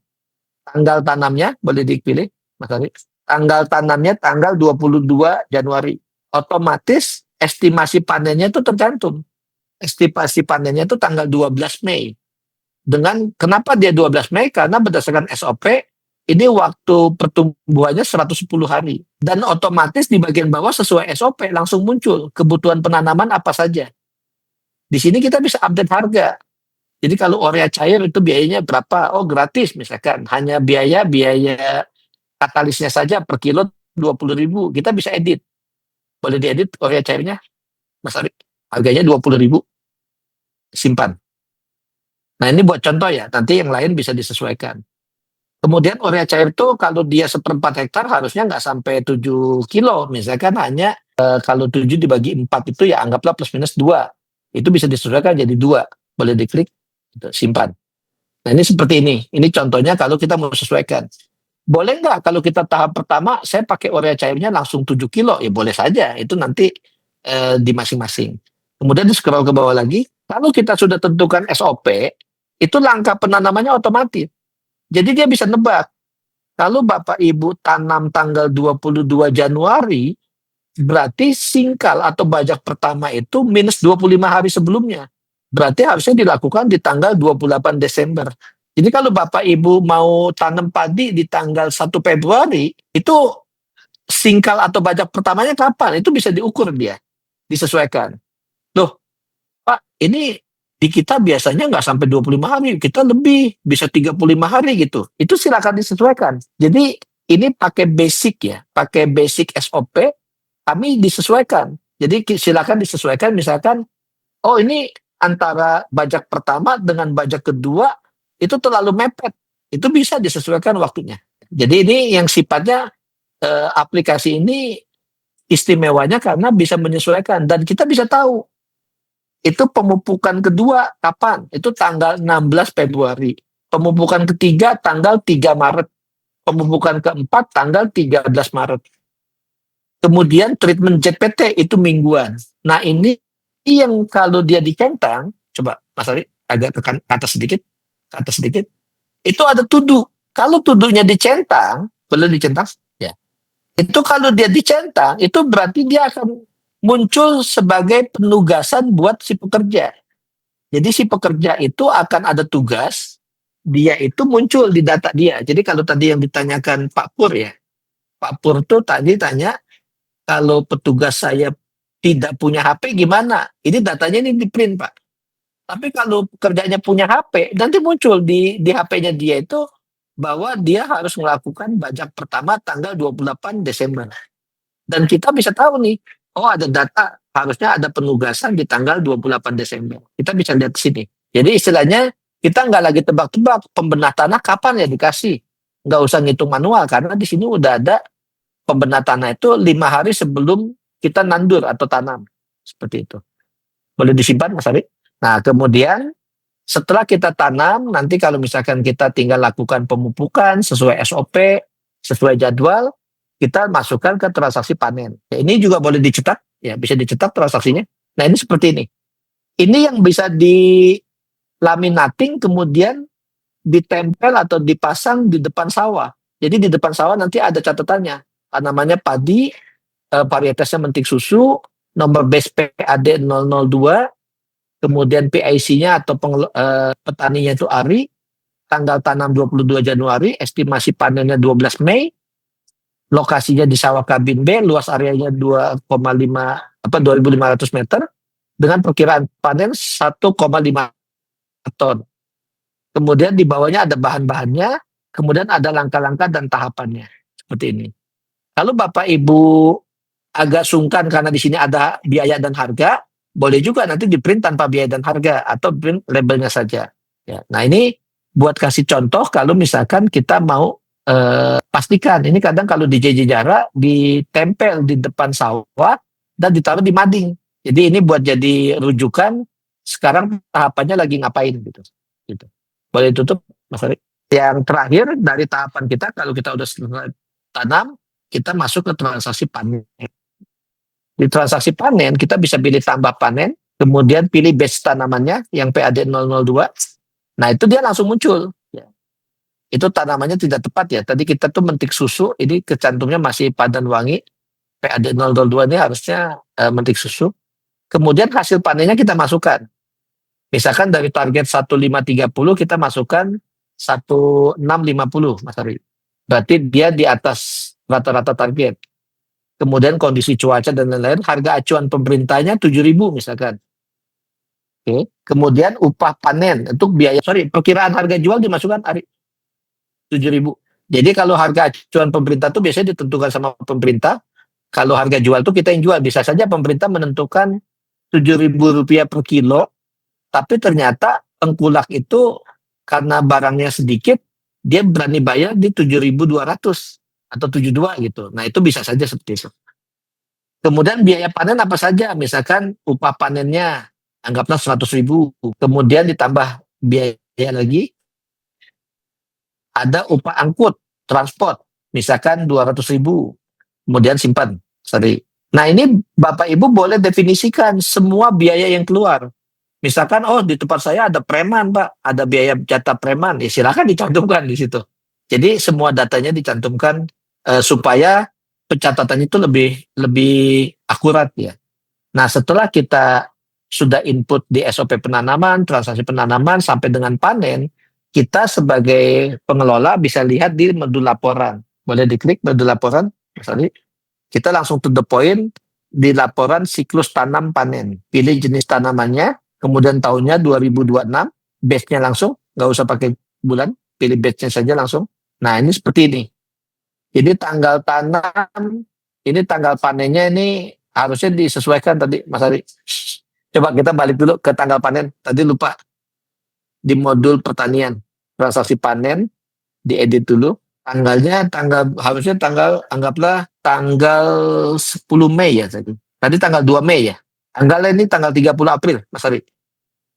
30 April. Oke, simpan. Balik lagi ke laporan. Nah ini. Jadi dia tanggal tanam 22 Januari, tanggal panennya 30 April, kemudian lama tanamnya 98 hari, luas areanya 2.500, hasil panennya 1,6 ton persentase performa itu 107% karena rata-rata ini sebenarnya pembagian dari yang 6 ton per hektar. Itu ada informasi penanaman, jenis penanamannya apa, kemudian ada biaya tanam dan perawatan. Nah, minta tolong pada saat kita implementasikan, seluruh biaya dicatatkan semaksimal mungkin, seakurat mungkin. Karena itu menentukan mekanisme perhitungan kita. Setelah itu ada biaya panen, biaya ada upah panen, ada transport angkut, ada penyewaan alat misalkan, itu dimasukkan semua. Nanti dia akan ada kalkulasi hasil panennya. Rincian biayanya 340.000, total pendapatannya 11.500.000, dengan biaya panen total 340, berarti laba bersihnya sampai 11 juta. Itu seperti itu. Nanti bisa dilihat dari rata-rata nasional tuh kita di atas rata-rata, statusnya itu baik. Nah, ini adalah finalnya. Jadi kalau misalkan kita sudah data-datanya dicatatkan, otomatis data finalnya itu bisa masuk. Ini saya kasih contoh untuk tanaman padi, tapi ini bisa applicable ya, bisa diterapkan untuk tanaman jagung, sayuran, maupun yang lain-lain. Gitu. Mungkin itu satu siklus mulai dari data master, kemudian SOP, sampai dengan untuk penanaman dan panen. Nah, di sini ada pertanyaan dari Pak Jurup, apakah nanti ada informasi update harga harian baik dari macam-macam jenis sayuran, ternak, perikanan, dan lain-lain? Saat ini kami belum ada, Pak. Memang belum punya kemampuan ngambil data misalkan dari pasar induk atau dari apa. Tapi ke depannya bisa saja itu jadi inputan. Ini buat tim developer, siapa tahu kita bisa tahu perkiraan harga cabai. Oh, daripada cabai dipanen masih harga murah, lebih baik kita lihat harga. Kalau ternyata harganya lagi bagus, kita bisa panen di saat itu gitu.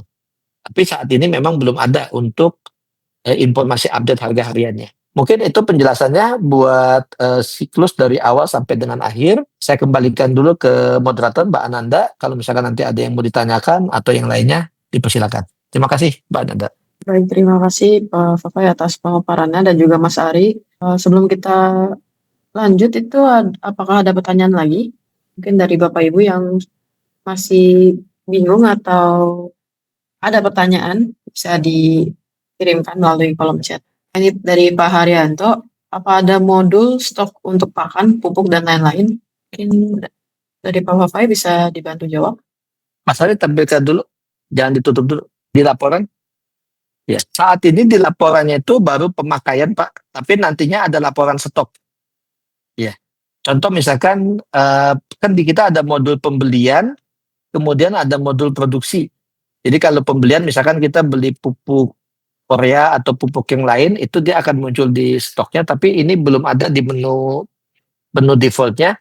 Nanti saya minta ke developernya buat dimasukkan untuk laporan stoknya. Kemudian untuk pakan juga sama. Biasanya pakan kan bisa produksi, bisa juga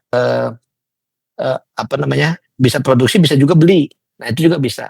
Ini mengapa belum dimasukkan di laporan stok? Karena kami masih development untuk pengeluarannya, Pak. Sambungan untuk pengeluarannya. Contoh misalkan Bapak produksi pakan, pembuatan pakan. Untuk pakan kambing misalkan pakai silase. Itu selama ini sudah ada misalkan 10 drum plastik. Tapi penggunaannya itu, modul penggunaannya belum tersedia. Jadi misalkan pemberian pakan secara rutin menggunakan data stok yang ada, itu saat ini belum ada. Sehingga kalau nanti ada laporan stok, stoknya nambah terus tapi nggak pernah berkurang. Itu yang membuat kami jadi belum bisa menampilkan laporan untuk stok pakan, pupuk, dan lain-lain. Jadi secara bertahap akan kami lengkapi. Jadi untuk saat ini belum ada sih Pak. Baik, terima kasih. Oh iya, itu dari Pak Haryanto bilang, iya Pak, itu menyangkut sama konsumsi hariannya Pak. Oke Pak, terima kasih. Dari Pak Haryanto, apakah ada yang ingin ditanyakan lagi atau sudah cukup jelas Pak? Mungkin sembari, cukup ya. Terima kasih juga Pak Haryanto. Selain dari Pak Haryanto, apakah ada Bapak Ibu yang ingin ditanyakan juga? Mungkin kalau misalkan Bapak Ibu tidak bisa melalui chat, bisa juga melalui raise hand atau angkat tangan.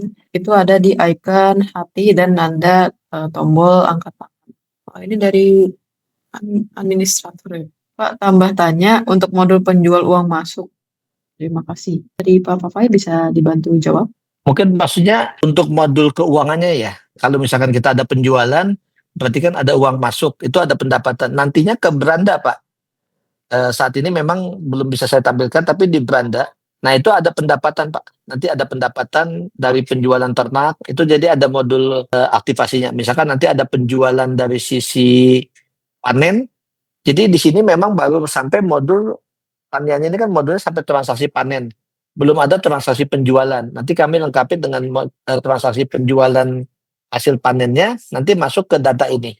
Jadi Bapak per bulan bisa ada pendapatan berapa, pengeluaran berapa. Itu nanti ada seperti itu Pak. Saat ini mungkin belum bisa tampil, mungkin tim developer juga nanti bisa sesuaikan. Nanti ada satu tambahan berarti di modul penjualan. Baik, terima kasih. Selanjutnya ada dari Pak Andri ini, maaf terlambat masuk untuk mendapatkan aplikasi ini, caranya bagaimana atau menghubungi siapa? Ya, Pak Andri, untuk mendapatkan aplikasi ini secara prinsip ini aplikasi yang bukan diinstal Pak, tapi digunakan secara umum. Untuk panduannya, nanti kalau Pak Andri ada di grup WA Early Adopter, itu ada dikirimkan di panduan Pak, di panduan pengguna. Nanti ada di grup WA, itu panduan pengguna maupun panduan pelaksanaan. Di situ bisa register langsung dan bisa gunakan. Seperti itu. Kalau Bapak belum masuk ke grup WA-nya, nanti boleh hubungi Mbak Ananda atau misalkan boleh juga japri ke saya. Nanti saya bisa invite ke grupnya. Baik, terima kasih. Apakah ada yang ditanyakan lagi dari Bapak Ibu sekalian? Mbak Ananda, mungkin di sini ada saya sapa, ada kawan saya namanya Kang Pajar ya, Kang Supajar Butsianto. Ini sebelum saya bertani sendiri, ini saya biasanya beli padi mentik wangi susu organik itu dari Kang Pajar ini. Dan salah satu inspirasinya juga dari Kang Pajar ini karena mentik susu wangi itu kalau dia organik itu secara harga jual tuh cukup istimewa dan banyak pengguna yang mencari itu. Karena memang kalau padi organik ada beberapa yang kalau orang kondisi kesehatannya nggak memungkinkan, itu nggak boleh beli padi beras kimia. Dia harus konsumsinya yang organik. Itu pertama. Yang kedua, saya pernah dulu kedatangan dosen, beliau tuh mengajar di Singapura. Kebetulan waktu kuliah saya juga ada sempat kesempatan kuliah singkat di Singapura. Nah dosen saya itu bilang dari sisi tracking tadi, boleh ditampilkan Mas Aris di sisi modul laporan siklus tanam ditampilkan dulu. Nah di sini ini ada data penting. Kalau kita nanti bergerak ke organik, Pak Bayu sendiri udah menyampaikan sertifikat itu tidak terlalu penting. Yang penting utamanya itu ke kualitas. Tapi kalau kita bisa tambahkan dapetin sertifikat ya tentu lebih bagus lagi. Nah arah buat ke sana itu sebenarnya ada kalau kita bicara ketahanan pangan itu adalah data integritas pertanian. Jadi kalau kita misalkan padi kita dikemas dengan organik atau alami atau yang lain, dia itu harus bisa di-tracking sampai ke penanaman. Jadi contoh misalkan begini, kalau Bapak Ibu beli padi atau beras di JJ Jahra, itu ada nomor batch-nya. Ada nomor batch PAD 0002/2026.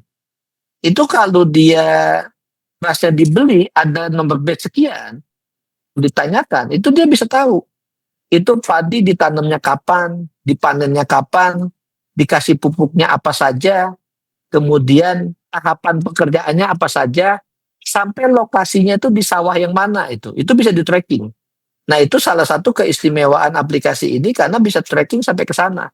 Jadi itu bisa jadi nilai jual buat Bapak Ibu. Kalau misalkan Bapak Ibu tanam kembang kol misalkan atau tanam brokoli, itu bisa di-tracking. Bisa jadi embel-embel bahwa ini bisa di-tracking sampai kalau Bapak Ibu mau ngetes langsung atau ngecek langsung ke sawahnya atau ke kebunnya, itu bisa di-tracking. Jadi kalau Bapak Ibu misalkan ada beli sesuatu gitu, itu bisa ketahuan dia sumbernya dari mana, tahapannya apa saja. Nah itu salah satu nilai lebihnya. Kemudian ini ada Mbak Jahro ya, ini ada aplikasi mobilenya atau enggak? Itu ada terutama untuk aplikasi yang basisnya untuk pengguna ya. Mas Ari boleh ditampilkan aplikasi penggunanya?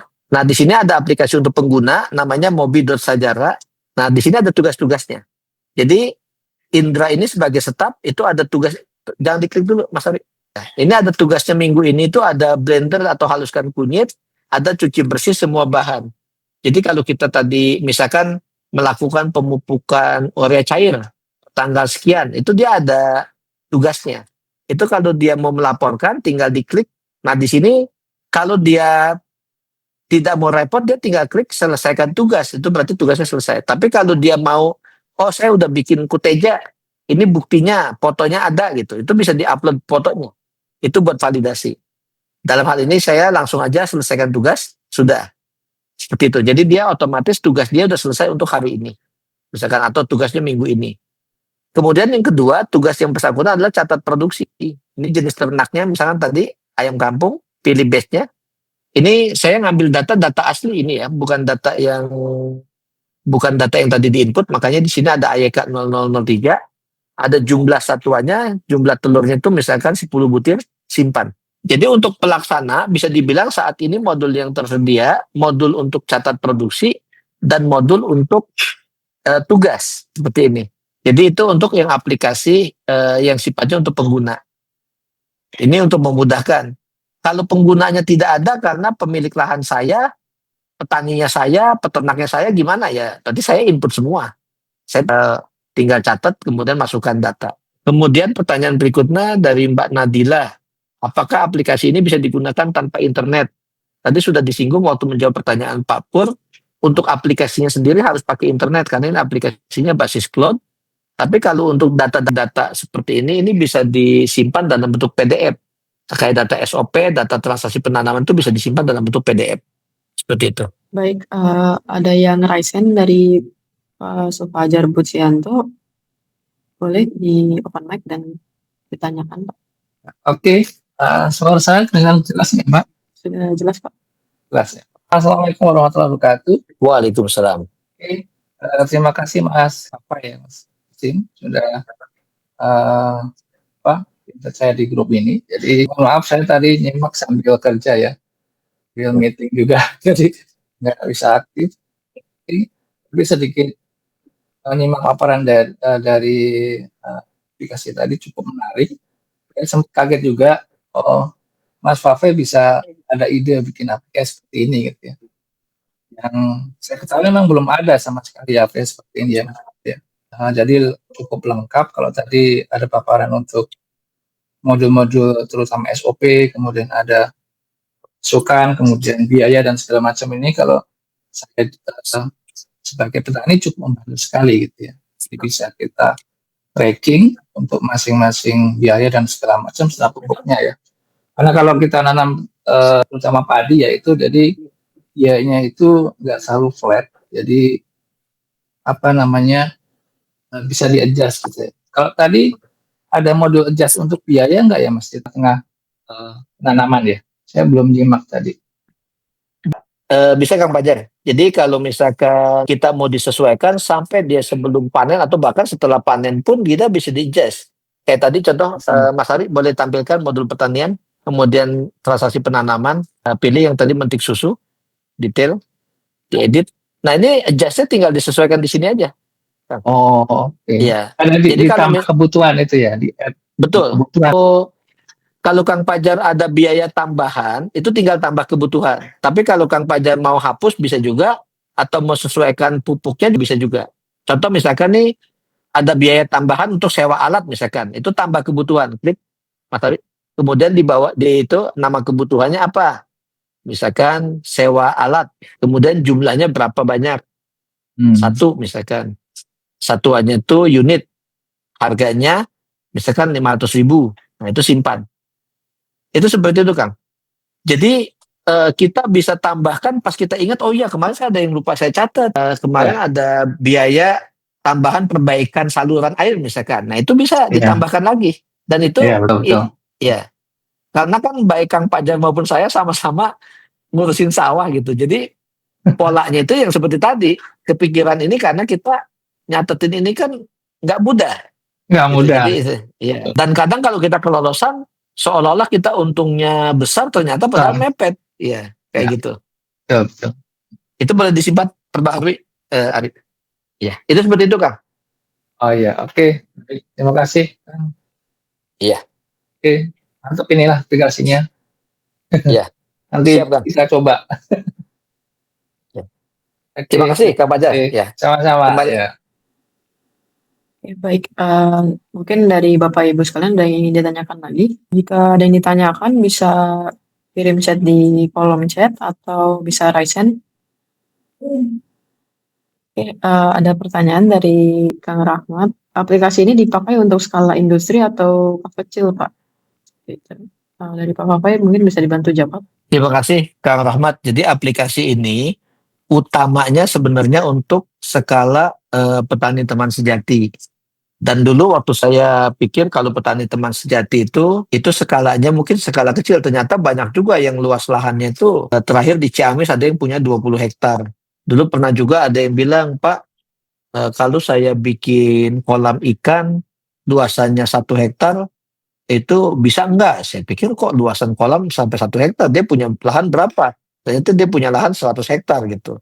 Jadi secara prinsip untuk menjawab pertanyaan Kang Rahmat, ini bisa dipakai baik untuk yang skala rumah tangga, untuk skala kecil, menengah, maupun besar kan.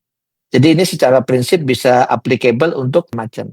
Mungkin kalau skala besar dia lebih mudah karena strukturnya kan sudah admin sama sudah ada pengguna. Tapi tadi saya kasih contoh, gimana kalau penggunanya kita-kita ya itu juga nggak masalah. Nah saran saya memang supaya tidak overwhelming ya, tidak kerepotan, Bapak Ibu ini kan kalau kita jadi petani, kita senangnya nyoba macam. Kayak saya nanamnya ada padi, jagung, kembang kol, sawi, pakcoy, apa saja yang keingetan di pikiran itu dicoba gitu. Nah saran saya, kalau menggunakan aplikasi ini bisa pilih dulu satu yang utama dulu. Jadi kalau misalkan contoh nih, saya ada tanam padi, jagung, bawang merah, sayuran, pakcoy, kangkung, bayam dan lain. Saya pilih dulu yang paling besar komponennya di tempat saya. Contoh misalkan di saya padi ya, berarti saya gunakan dulu untuk padi. Sampai itu bisa jalan, bagus. Kalau sudah bagus, baru saya lakukan di tahapan kedua, yaitu misalkan tanaman jagung, baru ke tahapan yang lain. Nah ini mekanisme pesan juga sebenarnya kan suka disampaikan, meskipun tahu semua, jangan lakukan semua gitu. Jadi istilahnya kita lakukannya secara bertahap. Jadi untuk yang tadi, untuk skala industri atau kecil ini bisa keduanya, Kang Rahmat. Kemudian ada pertanyaan berikutnya, ini pertanyaan mahar ya, ini udah kayak ilmu kanuragan, ya maharnya berapa, termasuk ya Pak Haryanto ini pertanyaan sama, biaya subscription-nya berapa, apakah sudah ada perkiraan? Saat ini memang kita masih open sampai 3 bulan ke depan itu free, Pak. Jadi kita masih free, Bapak Ibu bisa pakai semaksimal mungkin. Memang kita sendiri terus terang kalau ditanya nanti estimasi biayanya berapa, kita sendiri belum ada gambaran. Waktu saya menemui Pak Bayu di Ningrat, Pak Bayu bilang ini boleh, ini sistemnya bisa mahal disewakannya gitu. Karena Pak Bayu pikirnya sistem ini saya buat tuh saya jual ke perusahaan atau jual ke perkebunan atau ke yang lain. Padahal maksud saya ini sifatnya subscription bisa dipakai petani di seluruh Indonesia. Jadi sifatnya retail. Otomatis biayanya juga kisarannya itu masih istilahnya masih terjangkau lah. Saya belum bisa bilang langsung estimasi biaya berapa karena pasti menghitung terkait dengan biaya cloud, server dan lain. Tapi secara prinsip utamanya kita usahakan semaksimal mungkin supaya bisa terjangkau. Ya, jadi saya belum bisa sampaikan angkanya langsung, tapi utamanya adalah akan diusahakan semaksimal mungkin biayanya itu terjangkau untuk ukuran-ukuran kita. Kemudian pertanyaan Ibu Susan, padi mentik susu bisa cocok di 400-500 mdpl. Nah saya belum tahu Bu, kebetulan Kang Supajar ini tanam padi ini di Karawang. Kalau Karawang itu kisarannya mungkin dataran rendah di bawah 100 mdpl. Jadi kalau di 400 atau 500 nanti mungkin boleh dicoba. Tapi kalau di situ banyak yang tanam padi, ya harusnya sih masih masuk cocok juga. Karena secara umum kan masih jenis padi. Cuma soal padi mentik susu ini karena nasinya pulen dan bagus, kadang disenangi bukan cuma sama manusia tapi sama hama. Dalam hal ini hama tikus itu seneng dia karena padinya halus dan enak. Oke, mungkin itu dari saya, Mbak Nanda. Ya, baik, terima kasih Pak Papai. Terima kasih juga bagi Bapak Ibu yang sudah bertanya. Mungkin ada 1 atau 2 pertanyaan lagi sebelum mengakhiri kegiatan. Bapak Ibu yang ingin ditanyakan bisa kirim melalui chat atau bisa raise hand atau angkat tangan di Zoom. Oke, mungkin untuk pertanyaan-pertanyaan yang belum terjawabkan atau belum ditanyakan, nanti bisa juga ditanyakan melalui grup WhatsApp. Bagi Bapak Ibu yang belum sempat menanyakan, bisa menanyakan nanti setelah kegiatan ini. Karena kita juga sudah ingin selesai acara ya, sudah mendekati jam 12. Mungkin untuk sekarang sesi Q&A-nya bisa ditutup terlebih dahulu. Untuk selanjutnya itu, sebelum mengakhiri kegiatan, kita bisa open kamera dulu, buka kamera untuk sesi foto, baik Bapak dan Ibu bisa dibuka kameranya, nanti akan dibantu oleh Mas Rifai buat screenshot. Mbak Nanda sambil isi waktu ya, ini buat rekan-rekan yang nanti mau coba, itu bisa langsung coba sesuai dengan panduan yang disampaikan. Kalau nanti ada kesulitan, bisa dikonsultasikan itu melalui grup WA ya. Di grup WA Early Adopter itu nanti ada Mas Ari, Mbak Nanda, dan saya yang bisa bantu kalau misalkan ada yang kendala. Termasuk ada tim developer kami juga di situ. Jadi kalau misalkan ada kendala-kendala bisa langsung disampaikan. Kebetulan juga kalau misalkan nanti ada bug atau yang lain, itu bisa jadi masukan buat rekan yang lain dan sambil kami perbaiki. Seperti itu. Baik, terima kasih atas tambahannya dari Pak Fafai. Oke, kalau gitu kita hitung untuk di foto. Oke, bisa senyum Bapak Ibu. 1, 2, 3.